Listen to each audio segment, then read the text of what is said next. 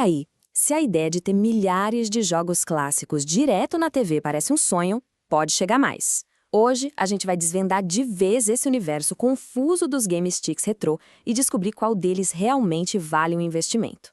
A promessa é bem simples, mas é poderosa. É só plugar esse aparelhinho na TV e pronto. Acesso instantâneo a uma biblioteca gigante de jogos. É basicamente a nostalgia de várias gerações num formato super prático de plugou, jogou.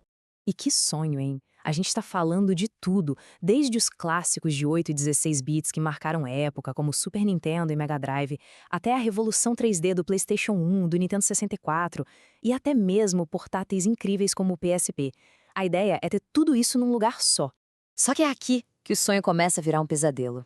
É só dar uma busca rápida na internet para ver um mar de opções que parecem exatamente iguais. E aí, como é que se escolhe no meio disso tudo? E os nomes, nossa, não ajudam em nada. 4K Lite, GD10, M15 Pro, Y6. Vira uma sopa de letrinhas. Todos eles prometem 10 mil, 20 mil, até 60 mil jogos. Mas o que realmente muda de um para o outro? A resposta, pode apostar, quase nunca está no nome ou na embalagem. E aqui está o grande segredo, o pulo do gato. A mágica não está no número de jogos e nem naquele 4K que eles estampam na caixa. O que realmente importa é a pecinha que fica lá dentro, escondida, o cérebro de toda a operação, o processador. É ele que decide se o seu jogo vai rodar lisinho ou se vai virar uma apresentação de slides. Beleza, então. Vamos focar no que interessa de verdade, porque entender a diferença no hardware, lá dentro do aparelho, é a chave para fazer a escolha certa e não se arrepender depois. A divisão, na verdade, é bem clara. De um lado, tem os sticks mais baratinhos, os Lite. Eles são ótimos para matar a saudade do 2D, de Super Nintendo, de Mega Drive. Do outro lado, estão os sticks de performance. Esses usam processadores muito melhores, como os da Amelogic. Se a ideia é jogar os clássicos 3D do PlayStation 1, Nintendo 64 ou PSP sem passar raiva, um chipset bom não é luxo, é necessidade. Agora que o segredo está revelado, bora analisar os modelos mais populares que a gente encontra por aí e ver onde cada um se encaixa nessa história de performance. Começando pelo 4K Lite. Ele é a porta de entrada. É o mais barato de todos. E olha, ele até quebra um galho para quem só quer reviver os clássicos 2D. Mas atenção, ele não dá conta de jogos de PlayStation 1 ou Nintendo 64. E um aviso crítico: nunca, jamais, ligue ele num carregador de celular turbo. Use uma fonte USB comum, de 5 volts e 2 amperes, para não queimar o aparelho de vez. Subindo um degrau, a gente encontra o GD10. Com seu processador Amlogic, ele é a escolha perfeita para quem ama PlayStation 1 e jogos de fliperama. O ponto fraco? A lista de jogos vem cheia de repetições e ele ainda pena para rodar Nintendo 64 ou PSP. E aqui vai um alerta muito, mas muito importante mesmo. O sucesso do GD10 fez aparecer um monte de falsificação por aí. O teste é simples. Se comprou um GD10 e os jogos de PlayStation 1 ficam engasgando, é falso. Não pense duas vezes. Use a garantia da loja para devolver e pegar um original. Com o Y6, a conversa muda de nível. Aqui o negócio fica sério. Ele é considerado o melhor custo-benefício porque tem força para rodar sistemas mais pesados, como o Nintendo 64 e PSP. Sim, até jogos exigentes como God of War de PSP rodam de forma bem legal aqui. O sistema dele também é bem mais organizado, sem aquela bagunça de jogos repetidos. É um salto de qualidade bem grande.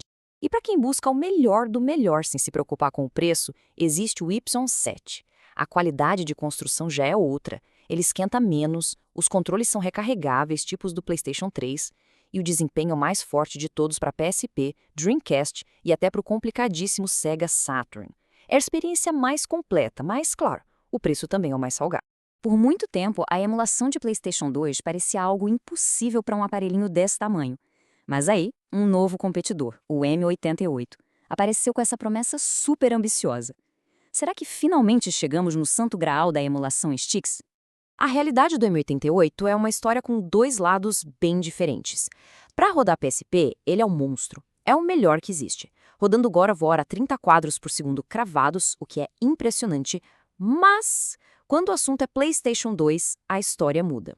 Alguns jogos mais leves até funcionam, mas os grandes clássicos, aqueles que todo mundo quer jogar, sofrem demais para rodar. A experiência com God of War de PS2 no M88 resume tudo. O jogo vem todo modificado, sem música, sem cenário de fundo, só para tentar rodar mais de leve.